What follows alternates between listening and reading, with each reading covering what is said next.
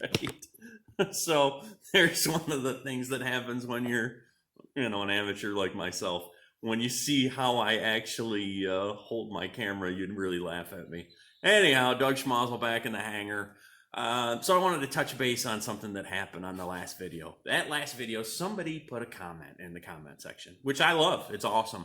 And it was actually a real constructive comment, but he was pretty critical of my build. And what he was saying is that, I jump around and I don't finish things, and that's a real easy way to forget to finish things. And I agree 100%. So what I do personally, because I have that mentality where I move around and I see something, I go, oh, I'm going to work on that. Oh, I'm going to work on that. So what I do is I actually have a pretty good punch list going. So as I finish something, it gets knocked off the punch list. If I only get halfway through something, it goes on the punch list. So he picked on a couple little things, like number one, he said your throttle bracketry has a regular nut on it instead of a nylock nut on it. And then you don't have a jam nut on your mixture cable. Well, there's a reason for it. The reason is because the instrument panel is not complete yet. So I have not taken and pushed the throttle cable and the mixture cable through the instrument panel.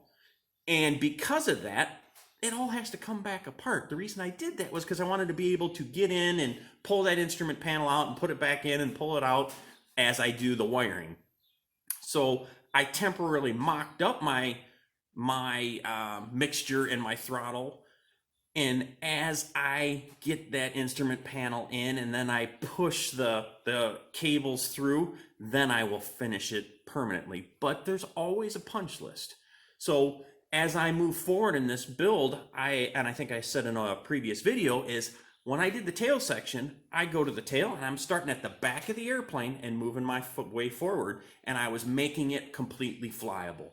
So the first thing I did was go through the prints, go through the assembly guides, and look at all the nuts and bolts and what gets a castle nut, what gets a nylock bolt or nylock nut, and I finished that 100% and then moved my way forward.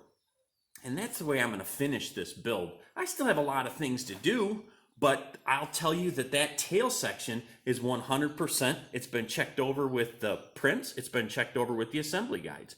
And that's the way I move forward with this project. So anyhow, enough of that. Back to the build. So I am working on the windscreen today. So the windscreen has a little issue. And I wasn't sure how to handle it. So I actually called up Roger at Zenith, and I assumed this is what I was going to do, but I didn't know. So here you'll see, here's my windscreen here. I've got the side bolts in. Those are all good. I've actually taken, and the skylight has been drilled, clecoed, ready to roll, but that trim piece that goes across the top here is what I'm working on now. I've been holding off on it, and if you look here, you'll see that I've got about a 1-inch gap between the cross tube here, cage tube, and the top of that windscreen. So what happens when I lay that trim piece in here, it sits real nice and flat here, and then when I get to the outside, it raises way up. So what I'm going to try to do today is I think I'm going to take this and I'm going to heat this up with a heat gun and try to reform it to where it's nice and flat and true, and that'll make that trim piece lay down really nice. So we'll see how that turns out. Hopefully it works. All right, so what I've got is a pretty heavy-duty heat gun here. And all I'm going to do is I'm going to heat this guy up and see what I can do. See if I can reform it.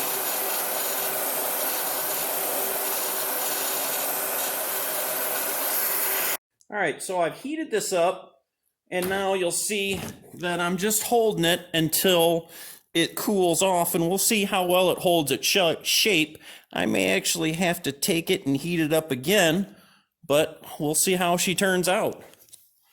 Hopefully, I'll have a pretty good system here.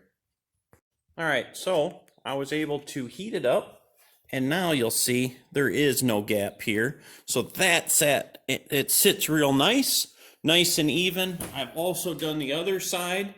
So turned out pretty good. I'm pretty happy. So now I will actually be able to take and drill that trim piece out, you'll see that I've already done the layout. I've already drilled the holes in it, so I'm ready to roll here with this. So by the end of this video, I'll actually have that trim piece in and one step closer. All right, guys, we'll catch up with you later. I had to pull my wingtip inboard skin off in order to put that trim piece on. All right, you'll see that I have that trim piece turned out pretty darn good. Pretty happy with that. All right, guys, back to work.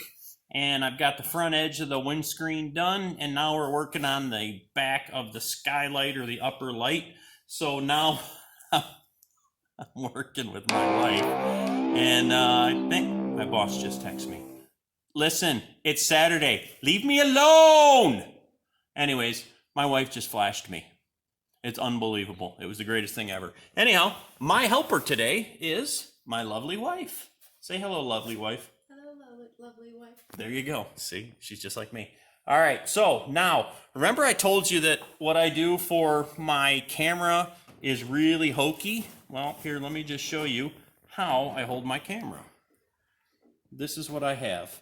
I have, this is my base, which is a clamp.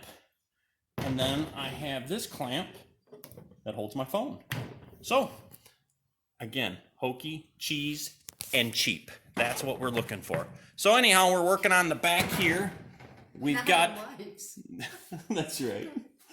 We've got the cork down. My wife and I put that in. And now we're getting ready to lay out the holes for the bolts that go across the back of that skylight. So, back to work. All right, so across here, I've got 40 inches, and I need to put 7 rivets in between these two fuselage joiners here. So we're going to take and do some math. God, I hate math. It's almost as bad as reading. All right, so 40 divided by 6 will give me, oh, I don't like that number. Look at that number, 666. Ooh, we're going to make it 6.67 because I don't want the mark of the beast on my airplane. Anyhow, all right, so we're going to get started.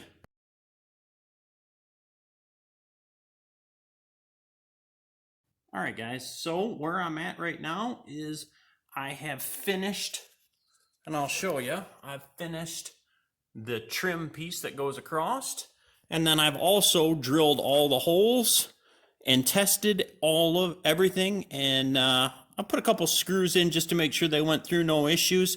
But I got to pull this apart so I can pull all the plastic off, so I'm not going to screw it in yet. I'll pull my plastic, and then I should be, man, I should be in really good shape here, guys. So I'm really happy. This has been a major source of stress for me because when I started thinking about drilling into the cabin frame, I was like, Jesus, if I screw this up, I'm taking the whole darn airplane apart. Went very well. Using my heat gun did the trick. Pretty happy with that. So I now have one more thing that is going to get knocked off that punch list here pretty soon. So I need to get some caulking and paint that trim piece, and man, I'm in good shape. All right, so time to close, and we're going to close with a joke. And you know what? I'm going to close with a joke that's a little more not airplane-esque. So this old guy, he says that he needs to go get Social Security. So he goes to the Social Security office and he says, hey, you know, I'm a senior citizen and I want to get Social Security. And they said, well, we need your Social Security card. We need proof of your age. And he says, well, I lost that years ago. Is there anything else I can do to help you? And she says, you know what? Why don't you show me your chest?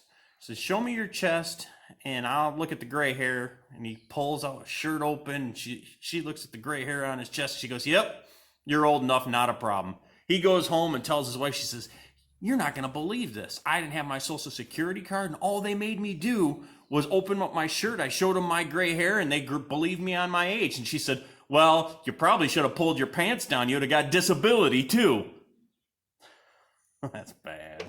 All right. You guys have a great day. We'll talk to you later.